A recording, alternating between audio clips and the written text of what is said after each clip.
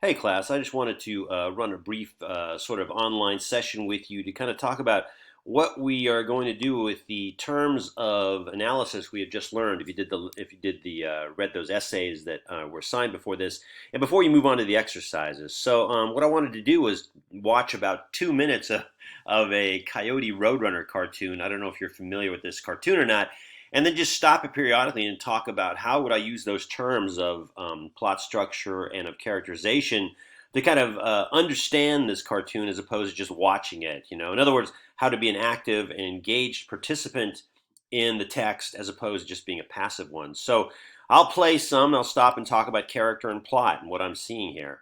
All right, let's do it. Let's see how it goes. Okay, beginning of the cartoon.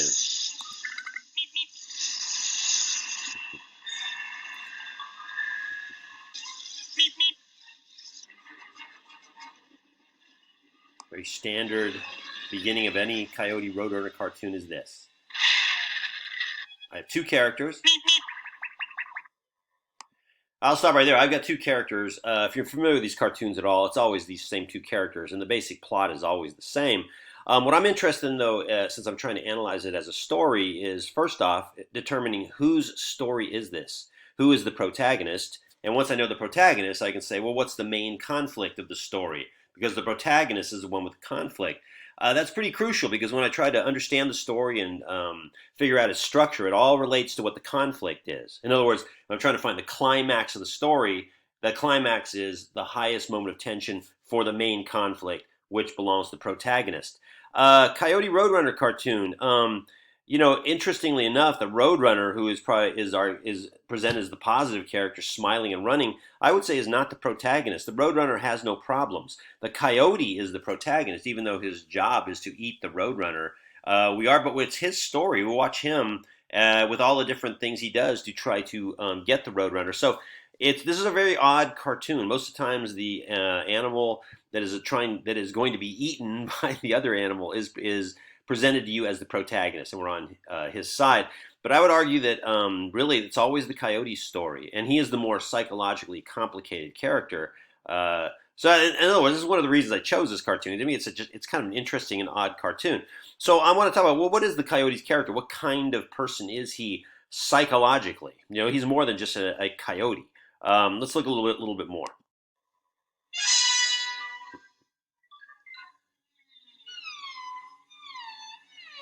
So so they're in the middle of nowhere, and the Coyotes realized that he is on thin air, way up on the air.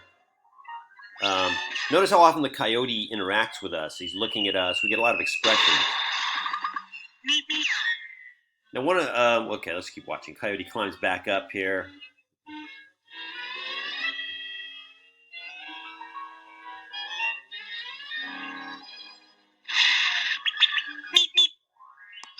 Okay, let's talk about it a little bit here. Again, I'm going to say it's Coyote's story. We are seeing the Roadrunner in here a lot on the Roadrunner, but the Roadrunner does everything exactly the same. It's very limited. He runs fast. He can surprise you like he did here, and he says beep beep. But that's it. What is the Roadrunner like? He's cheerful. That's his main characteristic. He's cheerful and fast. Fast is not even a psychological characteristic. It's a physical one. But he's always shown with a smile. He might seem a little bit playful, but I don't get a lot of interaction. I don't really understand him beyond that. I get a lot more out of the Coyote psychologically because of his expressions. In short stories, a lot of times the information about people's psychology is conveyed through dialogue, but there is no dialogue here, so I'm going to have to look at their actions, their motivations, and like their expressions, which are, I guess that's the substitute for dialogue here. Let's keep going. Now, in terms of plot structure, I think the conflict's been set up in the first scene. The conflict is Coyote's hungry. He wants to eat the Roadrunner. The Roadrunner eludes him, and the Coyote is going to go through progressively more complicated plans to get the Roadrunner. And that's the plot. The tension raises because I guess the plans get more elaborate. But again, notice the Coyote is a character who has psychology here. He's kind of angry that he was surprised and was falling down. The fact that he crosses his arms, he's kind of frustrated, and he's definitely looking up at the Roadrunner. He's blaming him. So we're getting some directed anger at the Roadrunner. The Roadrunner has no anger to the Coyote. At least we haven't seen it.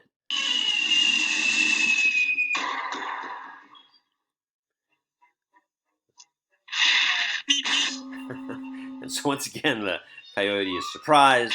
I guess you could say, what's the, now let's take a look at this. This is now escalating the plot structure. We understand we've already had the exposition. We're into the rising action, which is now most of the story is rising action, more and more tension built into the conflict before we get to the climactic point.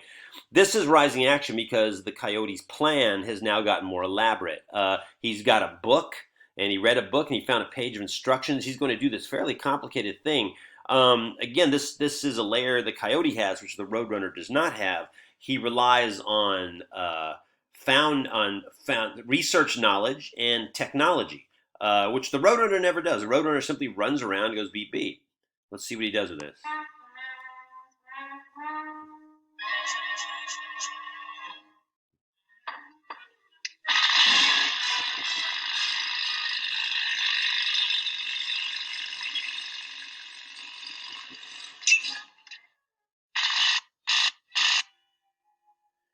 I think this comes up a lot in the coyote's psychology, is that he is willing to use technology and machinery and has some ability to use them, but he's never an expert. He's kind of uses stuff that's a little bit beyond his ability, and so a lot of times he does suffer because of that directly, as he does right here.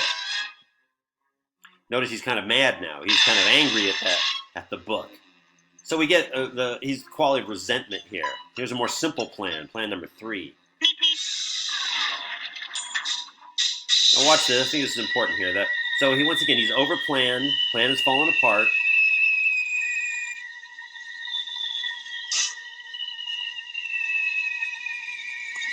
This is important to me because again, it's a wrinkle in the coyote's psychology. He made a plan that he hadn't thought out very well.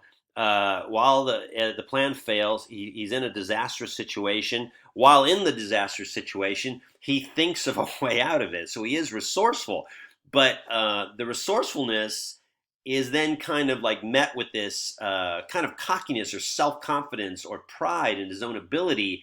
And we know from watching the cartoon a lot that this isn't going to work out. You shouldn't. Something's going to go wrong. So this thing where the coyote is resourceful and he'll use machinery. He's a planner, but he never is able to think quite far enough ahead. And he is cocky. He has sort of an innate sense of pride, which is kind of his undoing a lot of times.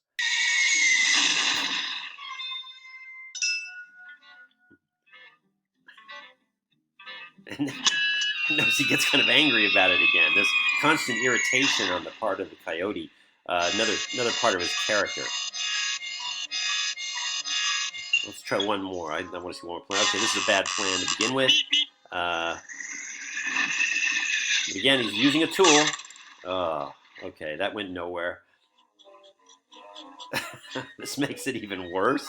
Same plan with an added wrinkle to it, making it more complicated. Okay, here it is again. And this is important. Every time something is repeated, a detail is repeated in the story, it's done there because they want to establish this trait. They want to establish this psychological idea. Here's a repeated trait. The coyote using technology is a little bit beyond him, able to use it. First moment of success is excited and turns to you for confirmation that, hey, didn't I do a great job? And we know that based on what's happened before, you have not thought this through, Coyote. You're clever, but all your cleverness is kind of short term.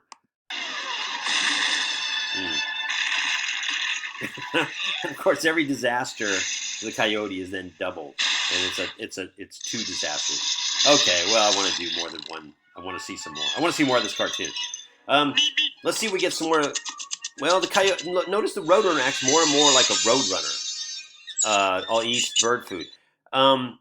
Another terrible plan, but again, look at how we have the level of technology has gone up. We went from an arrow, now we have a cannon. So again, the Coyote willing to constantly escalate his investment into machinery and stuff to get what he wants.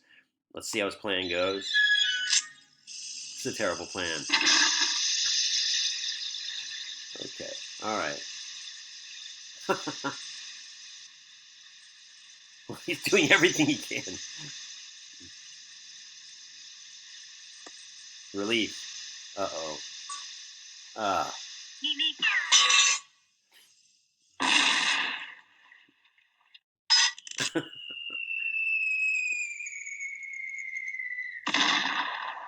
all right, I'll stop there. I guess you've certainly seen enough of this. So overall, when the plot here, I mean, this is a plot that does not. There isn't really much more tension. It's a fairly repetitive plot. We're going from one attempt to get the Roadrunner to another attempt to get the Roadrunner. The only thing that's just makes it different in the attempts is that they kind of escalate in terms of how elaborate they each one gets. Eventually, what I've tried to show in the essays on the short stories is that. The idea of somebody changing is crucial to most of these stories. Is the character dynamic or static? And most movies you see have at their core a dynamic character, someone who changes psychologically by the very end of the story. And that's important. That's how people get invested in the story. Does the coyote ever change? No, I think he is static. He is always static. So when the cartoon ends, he's been defeated 12 different times. Next cartoon starts, he's going to be exactly the same character. And that's sort of a function of television and cartoons. But there's a little example of me using some of the terms that I'm asking you to use in the next couple of exercises. Hopefully that was somewhat helpful. Okay, try it yourself now.